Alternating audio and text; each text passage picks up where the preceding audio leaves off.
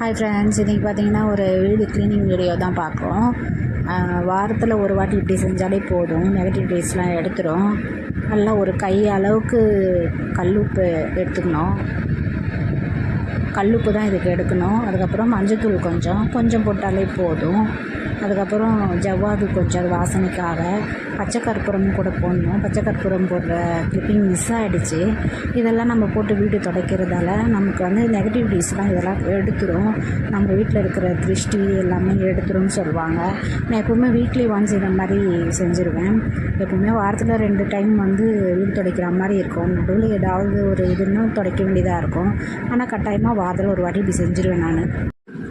எப்போவுமே ஃப்ரைடேக்காக காலையில் எப்போவுமே பிரம்ம முகூர்த்தத்தில் செய்கிற வேலையை சீக்கிரமாக இது நம்மளால் செய்ய முடியாது. அதனால் முன்னாடியே தேர்ஸ்டேவே எல்லா ஏற்பாடுகளும் ரெடி பண்ணி வச்சிட்டோம்னா ஃப்ரைடே ஈஸியாக பண்ணிடலாம்.